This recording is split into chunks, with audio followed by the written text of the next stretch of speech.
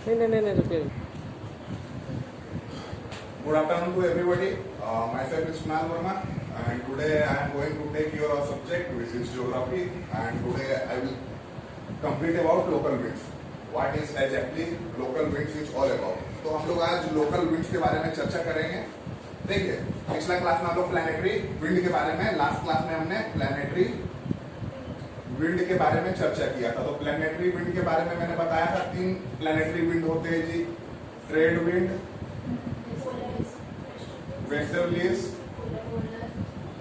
And polar wind. ठीक है ना, 3 विंड्स होते हैं। एक मानसून होता है, इसका अलग कैरेक्टरिस्टिक्स है मानसून का।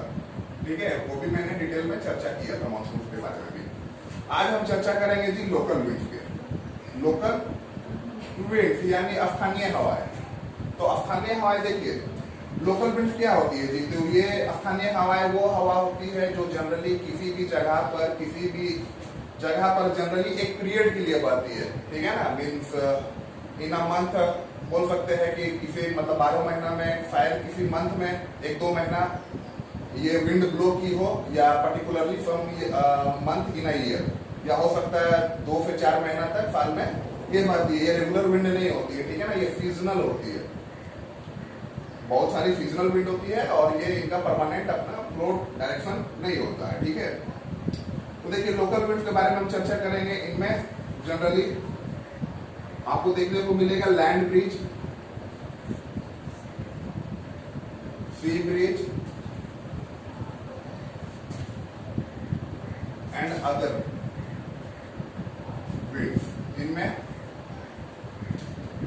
कैटाबैटिक विंड्स की गिनती आती है। कैटाबैटिक, इनके बारे में हम चर्चा करेंगे डिटेल में। ठीक है, तो ध्यान दीजिएगा। पहले हम लोग सी ब्रिज के बारे में जान लेते हैं। क्या है जी सी ब्रिज? अब देखिए, आपको जैसा मालूम है कि कंपेयर टू सी, लैंड जल्दी हीट अप हो जाता है और हीट होने के बाद जो है एयर राइज करता है। लैंड जो है सी के मुकाबले जल्दी हीट अप हो जाता है, गर्म हो जाता है, और गर्म हवाएं जल्दी राइज यानी ऊपर उठ जाती है। तो देखिए वो किससे क्या होता है जी? जमीन पर लो प्रेशर का निर्माण होता है। मीन्स आपका सरफेस पे लो प्रेशर का निर्माण होता है। ठीक है ना, और ये लो प्रेशर जो है ये ठंड हवाओं को अपनी ओर आकर्षित करती है। ये ठंड हवाओं को अपनी ओर आकर्षित करती है।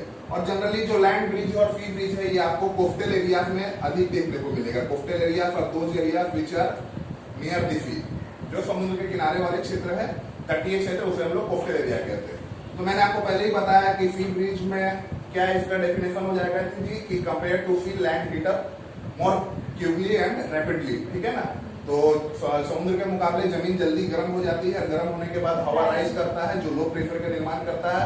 और ये लो प्रेशर जो है सी से बहने वाली जो आपका कूल एयर है उसको अपनी ओर आकर्षित करती है। ठीक है, तो इसे हम सी ब्रिज के नाम से जानते हैं। इसके अपोजिट लैंड ब्रिज। देखिएगा, लैंड ब्रिज जनरली आपको विंटर सीजन में देखने को मिलेगा। विंटर सीजन में जनरली जो है आप लैंड ज्यादा ठंडा रहता है कंपेयर टू सी। तो सी हीट अप होती है, तो आपका जो देखोगे जो लो प्रेशर है सी के ऊपर होता है। ठीक है ना, तो लो प्रेशर जो है आपका सी के ऊपर यानी समुद्र के ऊपर लो प्रेशर का निर्माण होता है। तो वो जो है लो प्रेशर समुद्र के ऊपर है, वो जमीन के ऊपर से बहने वाली ठंड हवाओं को अपनी ओर आकर्षित करती है। Means the low pressure which is created above the sea attracts the cooler air which flow from the land. ठीक है ना, तो ये जो है आपको मैंने पहले ही बताया कि ठंड में जो ठंड के मौसम में जनरली लैंड अधिक ठंडा रहता है कंपेयर टू सी, और सी गर्म रहता है। तो सी के ऊपर लो प्रेशर का निर्माण होता है और वो जमीन से बहने वाली ठंड हवाओं को अपनी ओर आकर्षित करती है, जिसे हम लैंड ब्रिज के नाम से जानते हैं। ठीक है ना, अब देखिए अदर जो हम विंड के बारे में चर्चा करेंगे जी,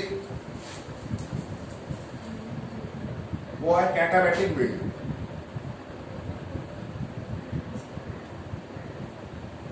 कैटाबैटिक विंड्स। अब देखिए कैटाबैटिक विंड्स क्या है जी?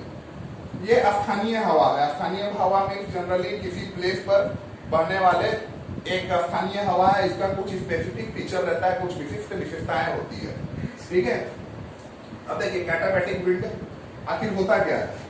तो जनरली ये कैटाबैटिक जो विंड है ये माउंटेनियस एरिया में हमें देखा जाता है, यानी अधिकतर पर्वतीय क्षेत्र में, ठीक है ना, माउंटेनियस रीजन में, माउंटेनियस रीजन्स में, ठीक है। अब जैसे देखिए, अब जनरली आप देखोगे यूरोप में